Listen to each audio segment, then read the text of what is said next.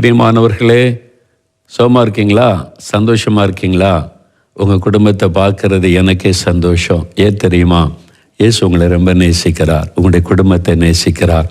எப்படி நேசிக்கிறார் தெரியுமா? இவங்க ஏன் குடும்பம், ஏன் பிள்ளைங்க, இந்த குடும்பம் எனக்கு சொந்தம் அப்படி நேசிக்கிறார்.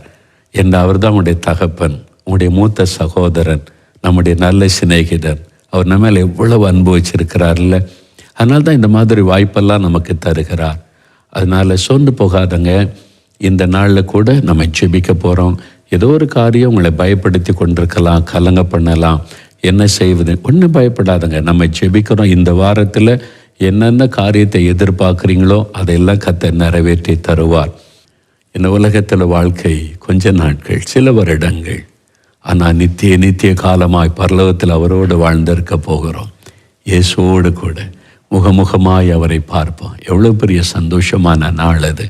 அதை நினைத்து நாம் மகிழ்ச்சியோடு வாழ வேண்டும். அதற்குத்தான் நாம் அழைக்கப்பட்டு இருக்கிறோம்.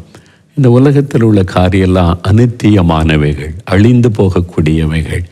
நாம் என்ன சம்பாதித்தாலும் என்ன பொருட்களை வைத்திருந்தாலும் நிரந்தரமானது பரலோகம். அதுதான் நம்முடைய இருதயத்தில் நிறைந்திருக்கணும். அதை நோக்கி நம்முடைய இருதயம் இருக்கணும். சரியா? சரி.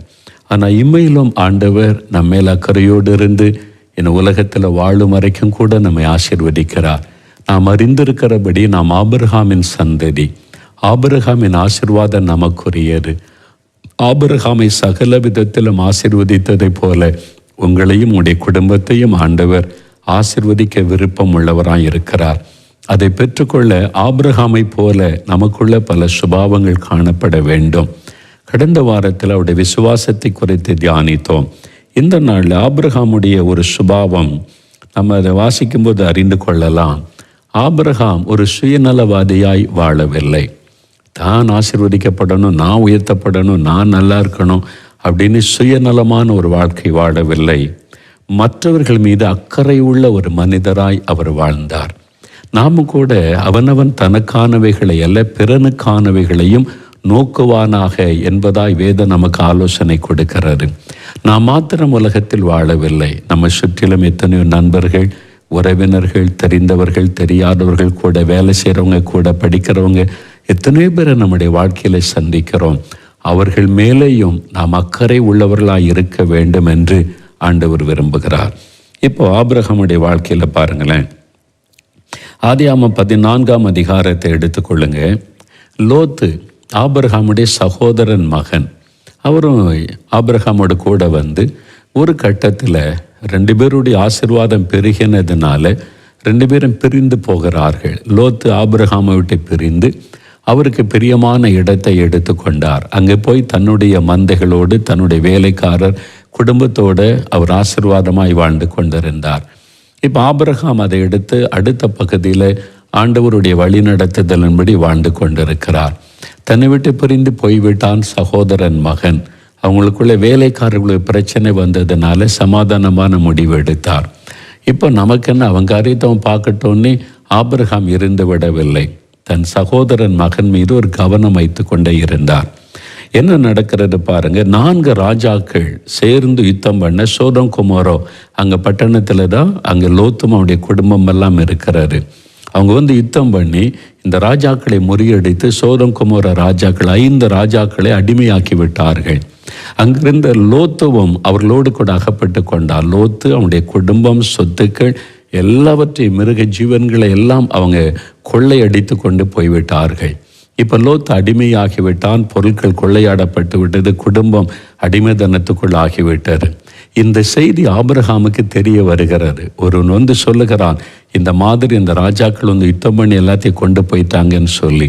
உடனே ஆபிரகாம் என்ன செய்கிறார் பாருங்களேன்.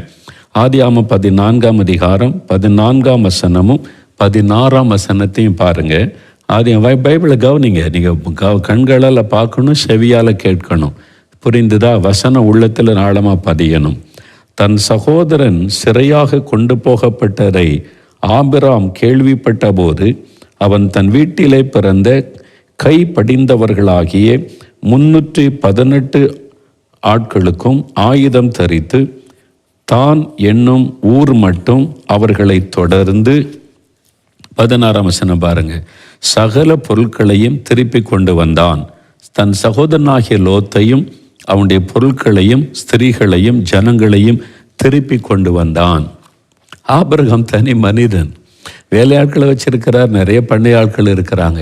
அவர் ராஜா கிடையாது, அதனால் யுத்தம் பண்ணுவதற்கு சேனை எல்லாம் கிடையாது.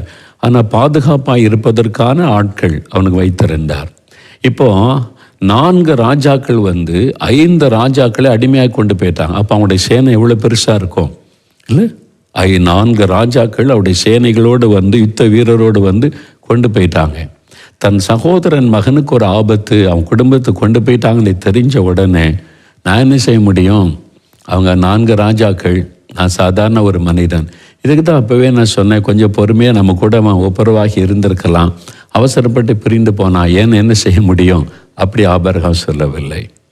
உடனே அவர் எழும்பி தன்னுடைய வேலையாட்களிலே இந்த மாதிரி யுத்தம் பண்ணக்கூடிய, எதிர்த்து நிற்கக்கூடிய ஆட்களை இருக்கிற ஆயுதத்தை எடுத்துக்கொண்டு புறப்படுங்கன்னு சொல்லி, கர்த்தர் தன்னோடு கூட இருந்ததுனால ஒரு நல்ல இருதயத்தோட தன் சகோதரன் மகனை பாதுகாக்கணும்னு சொல்லி அவர் போய் யுத்தம் பண்ணி 4 ராஜாக்களை ஜெயித்து விடுகிறார். 5 ராஜாக்கள் அடிமையாக கொண்டு போகப்பட்டுள்ள விடுதலையாக்குகிறார். சோதோம் குமார ராஜாக்கள், மற்ற ராஜாக்கள், லோத்தும் அவனுடைய குடும்பம், மனைவி, பிள்ளைகள், சொத்து எல்லாத்தையும் திரும்ப கொண்டு வந்து விட்டார். அப்போ ஆபிரகாமுடைய நல்ல ஒரு இருதயத்தை பாருங்க. மற்றவர்கள் மீது அக்கறையுள்ள ஒரு மனிதன். நமக்கு என்னென்ன அவர் இருக்கலை. அவன் தவறாக பிரிந்து போனால் அது அவனுடைய விதி, அது அவனுடைய தவறு, நான் என்ன செய்ய முடியும் என்று இருக்கவில்லை.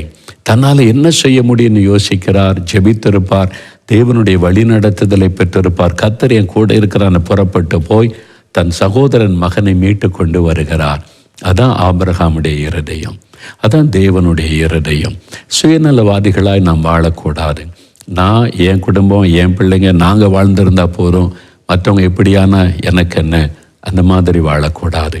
பிறனுக்கானவைகளை நோக்குவானாக என்று வசனம் சொல்லுகிறாரு.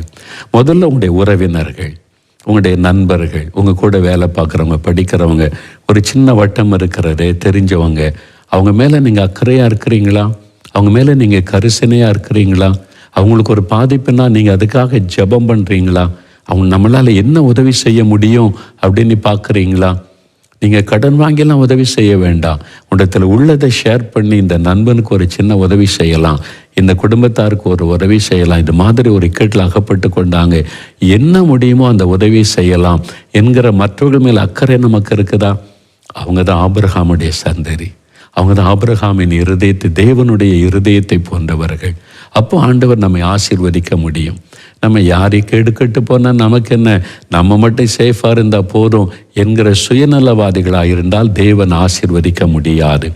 அதனால் இந்த இருதயம் நமக்கு வேண்டும். தயவு செய்து இதை சிந்தித்து பாருங்கள். ஆபிரகாமுடைய வாழ்க்கையில் அவனுடைய மனைவி தடுக்கலை.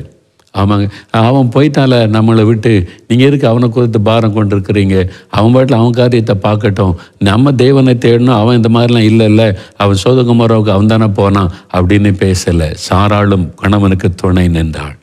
4 ராஜா கூட யுத்தம் பண்ண அவங்க உயிருக்கு ஆபத்துங்க, பயப்படுத்தலை. சாராளும் அப்படிப்பட்ட இருதயம் இருந்ததுனால தான் ஆபிரகாமால் செய்ய முடிந்தது. அதனால் நீங்களும் ஒரு நல்ல இருதயம் இருக்கணும்.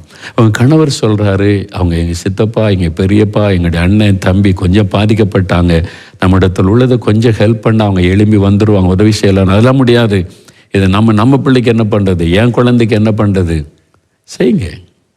நல்ல ஒரு இருதயமாக இருங்க. நீங்கள் செய்கிறத பார்த்து கர்த்தர் ஆசீர்வதிப்பா. சில கணவன்மார்கள், மனைவிமாருடைய தாய் தகப்பன் கஷ்டப்பட்டுக்கிட்டு இருப்பாங்க. இவங்க ஒரே மகளை வச்சு அந்த மகை தான் காப்பாற்றிக்கிட்டு வந்திருப்பாங்க. திருமணமாகி வந்த உடனே இனிமேல் எல்லாம் நமக்கு தான், உங்கள் அப்பா அம்மா அவங்க பார்த்துக்கிட்டோம், அவ்வளோதான். அவங்க யாரை பார்ப்பாங்க? ஒரே மகளை வளர்த்து ஆளாக்கி இருக்கிறாங்க. கடைசி வரைக்கும் இந்த மகளை தான் நம்பியிருந்தாங்க. நீங்கள் திருமணம் பண்ணிட்டு வந்ததுனால அவங்க அனாதையாயிடக்கூடாது. நீங்கள் தான் அவங்களுக்கு ஆதரவாக இருக்கணும். அவங்களுக்கு உதவி செய்கிறீங்களா? அவங்கள ஹெல்ப் பண்ணுறீங்களா? வயதான காலத்தில் யோசித்து பாருங்கள். சுயநலவாதிகளாய் வாழக்கூடாது. நம்ம எல்லாருக்கும் நன்மை செய்கிறவளாக இருக்கணும். நம்முடைய குடும்பத்தார், உறவினர்கள், கூட பிறந்தவங்களுக்கு என்ன முடியுமோ, நீங்கள் அதுக்குள்ளாக கடன் பிரச்சனையில் சிக்கிக்கொள்ள சொல்லலை. ஜெபம் பண்ணுங்க, என்ன முடியுமோ அதை செய்து அவங்களுக்கு உதவி செய்யலாம். பாருங்கள், நான் ரட்சிக்கப்பட்டு ஆண்டவருக்குள்ளே வந்த பிறகு என்னுடைய சொந்தக்கார சித்தப்பா, பெரியப்பா, சித்தி, அத்தை, என்னுடைய நண்பர்கள், அவங்களுக்காகலாம் நான் ஜெபம் பண்ணினேன். ஆண்டவரே, இந்த சந்தோஷத்தை அவங்களும் பெறணும்னு சொல்லி குறிப்பாலாம் நான் ஜெபம் பண்ணி இருக்கிறேன். எனக்கு தெரியும், எங்களுடைய ஒரு அத்தை இருக்கிறாங்க. அவங்க வீட்டுக்கு நான் ரட்சிக்கப்பட்ட பிறகு ஊழியக்காரன பிறகு எங்கள் அம்மாவோடு கூட ஒரு முறை அத்தை வீட்டுக்கு போகணுப்பா, என்னை கூட்டிகிட்டு போன்னு சொல்லி போயிருந்தேன். அவங்க வீட்டுக்குள்ளே போனால் நாங்கள் வீட்டு என்ட்ரன்ஸில் போன உடனே வாசலில் நிற்க வச்சுட்டாங்க. என்னன்னு சொன்னால், அவங்க வீட்டில் அப்படியே அந்த படங்கள், விக்கிரகங்கள் வைத்து ரொம்ப பக்தி உள்ளவங்க. அவங்க உடனே கற்பூரம் கொளுத்தி அப்படியே அந்த பூஜையை காமிச்சு திருநீர்லாம் வச்சு தட்டில் கொண்டு வந்து நீட்டுறாங்க. முதல்ல அதை பூசி கொண்டு தான் உள்ள நான் ஊழியக்காரன் ஆகிட்டா என்ன டிஸ்டர்ப் பண்ணல. அவங்களுக்கு தெரியும் எங்கள் அம்மா அப்பா இந்துவாக இருந்தாங்க, அதனால் அது கொடுத்து அப்படி தான் வீட்டுக்குள்ளே வரவே இருக்கு. சொந்தக்காரங்க எங்கள் அத்தை வீடையே கோயிலாக வச்சுருந்தாங்க. அவ்வளோ பக்தி உள்ளவங்க, ரொம்ப கடவுள் பக்தி உள்ளவங்க. அந்த மாதிரி விரதம் இருப்பாங்க, அப்படி பிரார்த்தனை பண்ணுவாங்க. நான் அவங்களுக்கெல்லாம் ஜெபித்தேன், எவ்வளோ பக்தியாக இருக்கிறாங்களே ஆண்டவரே, எவ்வளோ அன்பாக இருக்கிறாங்க, இவங்க இயேசுவை அறிந்து கொண்டா எவ்வளோ பெரிய சந்தோஷம், பரலோகத்துக்கு வரணுமேன்னு சொல்லி அவங்களுக்காக நான் ஜெபம் பண்ண பாருங்க. இன்றைக்கி அவங்க ரட்சிக்கப்பட்டிருக்கிறாங்க, பைபிள் வாசிக்கிறாங்க, இயேசு தான் ஆண்டவரை அறிந்து கொண்டு ஆண்டவரை நோக்கி ஜெபிக்கிறாங்க. எவ்வளோ மகிழ்ச்சி தெரியுமா?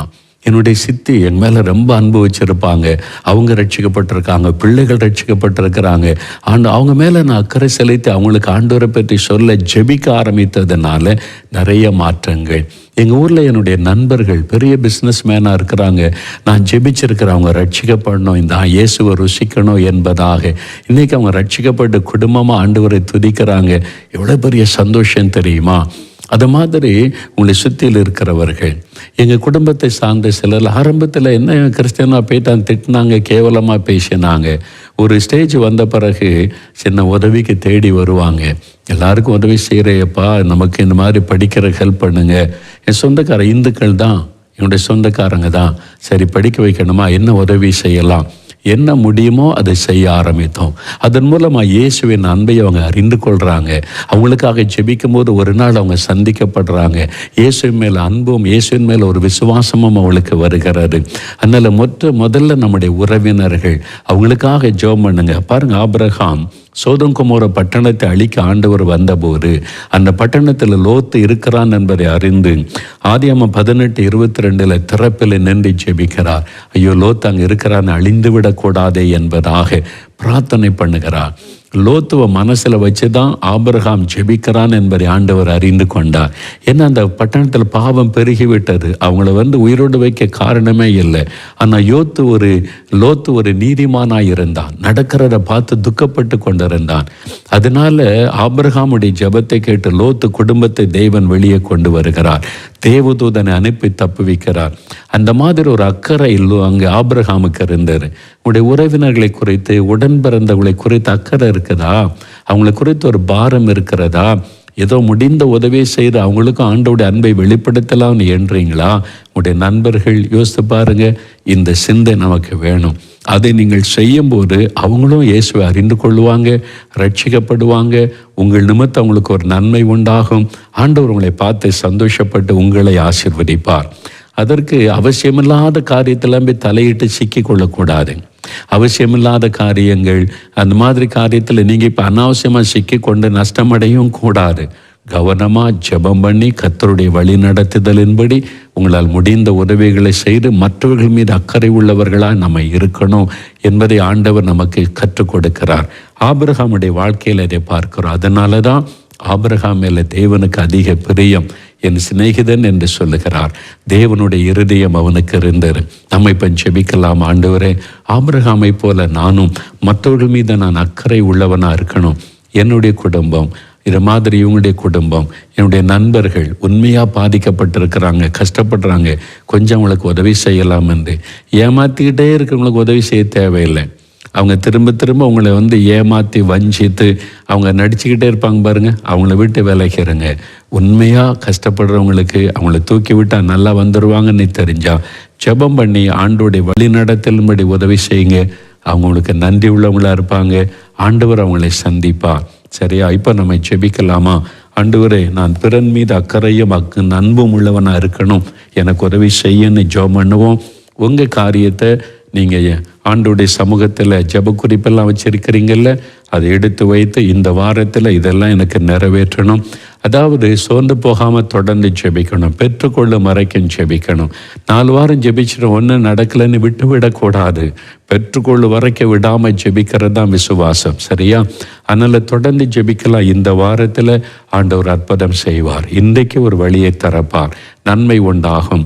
அப்போ உங்களால் என்ன முடியும்? பக்கத்தில் தேவையுள்ள மக்கள் யார் இருக்கிறா, அவங்களுக்கு என்ன உதவி செய்யலாம்? ஆண்டவருடைய நடத்துதலோட தெளிவான ஒரு கைடன்ஸோடு நீங்கள் உதவி செய்யுங்க. கர்த்தர் உங்களை ஆசீர்வதிப்பார். ஜெபிக்கலாமா? தகப்பனே, ஆபிரகாமுக்கு இருந்த நல்ல இருதயத்திற்காய் ஸ்தோத்திரம். ஒரு சுயநலவாதியாய் தனக்கென்று வாழாதபடி ஆண்டவரை தன்னை சுற்றி இருக்கிற மக்களை குறித்த ஒரு அக்கறை உள்ள ஒரு மனிதராய், தன்னுடைய உறவுகளை குறித்த ஒரு அக்கறையும் கவனமுள்ள மனிதராய் வாழ்ந்ததற்காக நாங்கள் உம்மை துதிக்கிறோம். உம்முடைய வேத வசனத்தின்படி அவனவன் தனக்கானவைகளை அல்ல பிறனுக்கானவைகளையும் நோக்குவானாக என்று எழுதியிருக்கிறபடி நானும் பாதிக்கப்பட்ட கஷ்டப்படுகிற பிறருக்கும் என்னால் முடிந்த உதவியை செய்யும்படி ஆண்டவர் எனக்கு அனுகிரகம் பண்ணும். சரியாக என்னை வழி நடத்தும். தவறான ஆட்களுக்கு உதவி செய்யாதபடி, ஏமாற்றுகிறவர்களுக்கும் வஞ்சகர்களுக்கும் உதவி செய்யாதபடி, உண்மையாய் பாதிக்கப்பட்ட நல்ல இருதயம் கொண்ட மக்களுக்கு உதவி செய்ய ஆண்டவர் எனக்கு, எங்களுக்கு, எங்கள் குடும்பத்திற்கு கிருபை தாரும். நாங்கள் எங்கள் தெருவில் இருக்கிறவங்க, எங்கள் ஊரில் இருக்கிறவங்க, எங்களுடைய உறவினர்கள், நண்பர்களுக்கு ஆசீர்வாதமாக இருக்கும்படி கர்த்தர் எங்களை பயன்படுத்தும். உம்முடைய கரத்தில் எங்களை அர்ப்பணிக்கிறோம்ப்பா. உம்முடைய பிள்ளைகள் வசனத்திற்கு உங்களை ஒப்பு கொடுத்தபடியால் இப்பொழுது இந்த பிள்ளைகளை ஆசீர்வதியும். அவருடைய ஜெப குறிப்புகளை உங்களுடைய பாதத்தில் வச்சிருக்கிறாங்க. இன்றைக்கு அந்த ஜெபங்களுக்கு பதில் தாரும். ஆண்டவரை என்ன காரியத்திற்கு அவங்க ஜெபிக்க எழுதி வைத்து ஜெபிக்கிறார்களோ அந்த காரியத்தில் அற்புதம் நடக்க வேண்டும். அவருடைய தேவைகள் சந்திக்கப்படணும், கடன் பிரச்சனைகள் மாறணும், தடைப்பட்ட வாசல் திறக்கணும், காரியங்கள் வாய்க்கணும், திருமண காரியத்தை வாய்க்க பண்ணும், பிசினஸை கர்த்தர் ஆசீர்வதித்து பெருக பண்ணும், வேலைக்கு வழி திறந்து தாரும், படிக்கிற குழந்தைகளை ஆசீர்வதியும், நல்ல ஞானத்தை தாரும், படிப்பில் ஆசீர்வதித்து உயர்த்தி கனப்படுத்தும், நோய்கள், பலவீனங்கள், வாதைகள் குடும்பத்தை அணுகாதபடி காத்துக்கொள்ளும். இந்த குடும்பம் உம்முடையது, இந்த பிள்ளைகள் எல்லாம் உமக்கு சொந்தம். நீர் வேலி அடைத்து பாதுகாத்து வருகிறீர். எந்த தீங்கும் குடும்பத்தை அணுகாது, வாதை இந்த வீட்டுக்குள் வராது. உம்முடைய இரத்தத்தை தெளித்து நாங்கள் ஜெபிக்கிறோம். சாத்தானின் எந்த வல்லமைக்கு இந்த வீட்டுக்குள்ள அதிகாரம் இல்லை. பொல்லாத ஆவிகள், மந்திர கிரியைகளை இயேசுவின் நாமத்தில் கடிந்து அப்புறப்படுத்துகிறோம். இயேசுடைய இரத்தத்தை வீட்டுக்குள்ளே தெளிக்கிறோம்.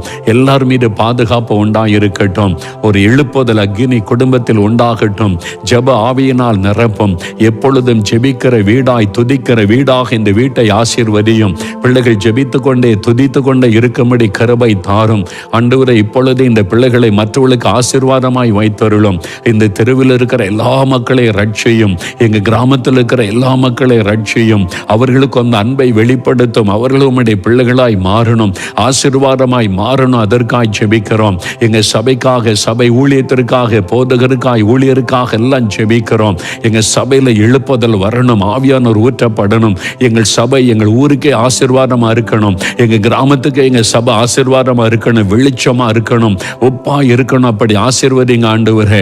எங்க மாநிலத்தை ஆசீர்வதிங்க. எல்லாரையும் ரட்சிங்க. சபைகளில் எழுப்புதல் அக்கினி போடப்படட்டும். எங்களை ஆளுகிறவர்கள் நீதி நேர்மையோடு ஆளுகை செய்கிற நல்ல இருதயத்தை தாரும். எங்களுக்கு நல்ல தலைவர்களை எழுப்பை தாரும். ஜனங்கள் மீது அக்கறை உள்ள அன்புள்ள தலைவர்களை எழுப்பை தாரும். காவல்துறையில நீதி நேர்மை காணப்பட, நீதித்துறையில நீதி நேர்மை காணப்பட கர்த்தருடைய ஆளுகை உண்டாக ஜெபிக்கிறோம். அதிகாரிகளுக்குள்ள லஞ்சமாங்கிற சுபாவத்தை மாற்றும், பண ஆசைகளை மாற்றும், நீதி நேர்மையாக செயல்படுகிற இருதயத்தை தாரும். எங்கள் தேசத்தை பாதுகாத்து ஆசீர்வதித்து வழி நடத்தும். இந்த கொள்ள நோய் முற்றிலுமாய் அழிந்து நாங்கள் மகிழ்ச்சியோடு துதிக்க கிருபை தாரும். எங்கள் பிள்ளைகள் ஸ்கூலுகளுக்கு செல்ல, கல்லூரிக்கு செல்ல விடுதலையோடு நாங்கள் காணப்பட அந்த நாளை எதிர்பார்த்து ஜெபிக்கிறோம். இயேசுவின் நாமத்தில் அந்த அற்புதம் நடக்கிறதற்காய் ஸ்தோத்திரம், ஸ்தோத்திரம். உம்முடைய பிரசன்னம் என்றும் எங்க வீட்டில் எங்களோடு நிலைத்திருக்கட்டும். கர்த்தர் அப்படி ஆசீர்வதித்ததற்காய் ஸ்தோத்திரம். இயேசு கிறிஸ்துவின் நாமத்தில் ஜெபிக்கிறோம் பிதாவே. ஆமேன், ஆமேன். என் ஆத்துமாவே கர்த்தரை சோஸ்திரி, என் முழு உள்ளமே அவருடைய பரிசுத்தமுள்ள நாமத்தை சோஸ்திரி. என் ஆத்துமாவே கர்த்தரை சோஸ்திரி, அவர் செய்த சகல உபகாரங்களை மறவாதே. ஆமேன், ஆமேன். பிரியமானவர்களே, ஆண்டவர் உங்களுடைய குடும்பத்தை ஆசீர்வதித்திருக்கிறார். அநேகருக்கு உங்களை ஆசீர்வாதமாய் வைத்திருக்கிறார். ஆண்டவரை துதிங்க. ஆபிரகாமை போல உங்களை ஆசீர்வதிப்பார். ஆபிரகாமை போல ஒரு நல்ல பரந்த மனதோடு வாழ நம்ம பழகி கொள்ளுவோம். தாராளமாய் நம்மளால் முடிந்த உதவியை தகுதியானவர்களுக்கு செய்வோம். ஆண்டவர் அவர்களையும் ஆசீர்வதிப்பார். தினந்தோறும் குடும்ப ஜெபத்தை விட்டுறக்கூடாது. திங்கட்கிழமை மட்டும் குடும்ப ஜெபம் பண்ணிட்டு மற்ற நாள் விட்டுறக்கூடாது. உங்களுக்கு ஒரு மாதிரியாக இருக்க உங்களோட இணைந்து நான் ஜெபிக்கிறேன். ஆனால் மற்ற எல்லா நாளும் நீங்கள் குடும்பமாக ஜெபிக்கணும். மறந்துடாமல் ஜெபிக்கணும். குட்டி பிள்ளைகள் எல்லாரையும் கூட்டி சேர்த்து நல்லா ஜெபம் பண்ணுங்க. உங்கள் குடும்பத்தில் கர்த்தருடைய ஆசீர்வாதம் இருக்கும். சரியா? உங்களுக்காக நாங்கள் ஜெபிக்கிறோம். குடும்ப ஆசீர்வாத ஜெப திட்டத்தில் நீங்கள் இதுவரை இணையவில்லை என்றால் எங்களோட தொடர்பு கொள்ளுங்க. ஃபார்ம் எல்லாம் அனுப்பி வைப்போம். நீங்கள் இந்த திட்டத்தில் இணைஞ்சிங்கன்னா உங்களுடைய குடும்பத்துக்காக தினமும் இங்கே ஒரு கூட்டம் உபவாசம் பண்ணி ஜெபம் செய்வோம். சரியா? கர்த்தருடைய ஆசீர்வாதம் உங்களோடு இருப்பதா